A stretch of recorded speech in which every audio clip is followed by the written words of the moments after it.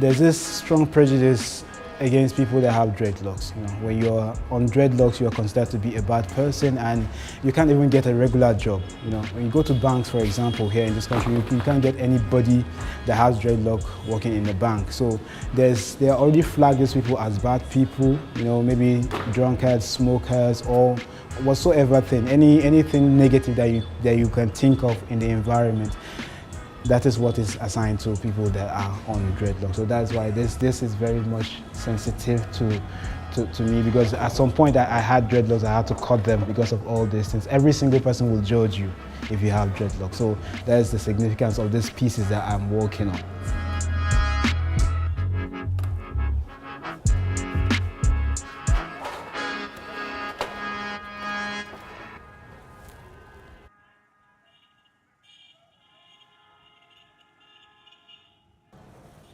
My practice is a practical evidence of how art can be used to solve environmental problem, you know.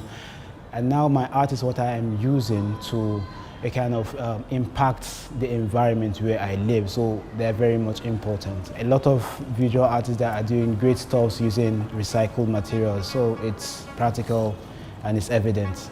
I realized this after when I was in school, you know, how unique it is, you know, because being something that is important to the environment. So you see, I'm solving environmental problem. I'm also creating something that is kind of visually pleasing. And for me, there's another layer to this, you know. Footwear actually, they are very significant, you know. They are meant to be worn by people, you know. They don't have a place in the dump site where majority of them end up, you know. So because of that significance, that's why I decided to kind of try to bring them back to the environment, to the homes where they belong, actually.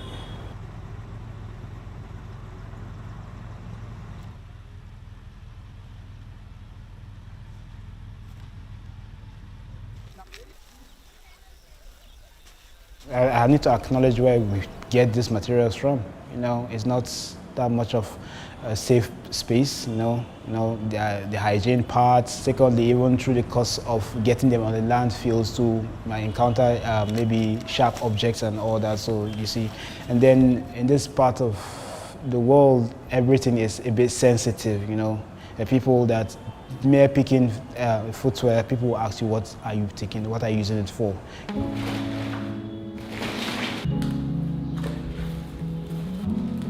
The first stage, which is very much important, which is the sourcing for materials, you know.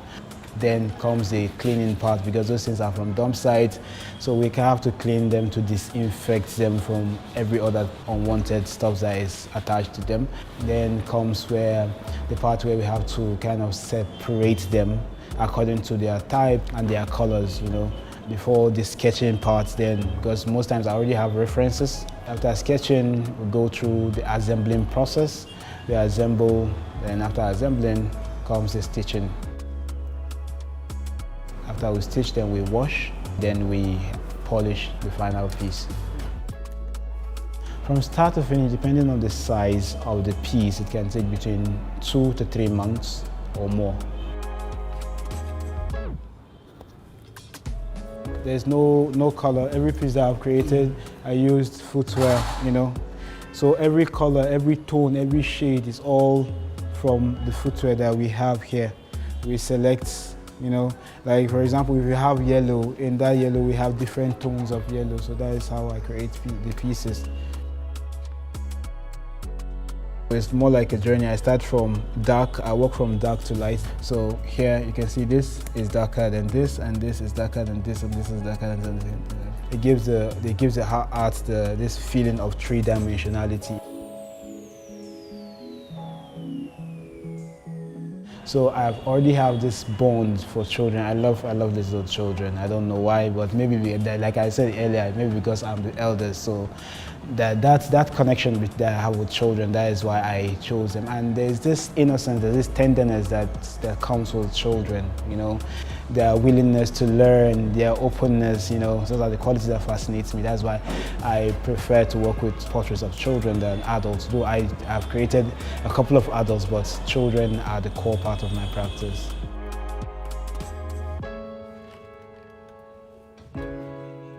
These people are regular people from the environment I live, you know. I try to kind of see that the people around me, each and everyone, have the potential to become somebody. So that is the idea behind it.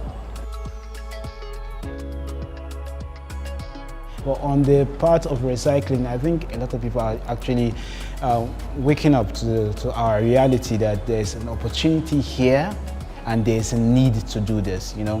If this environment goes bad, then we are all in for it. So a lot of people are venturing into recycling. So I think there's hope.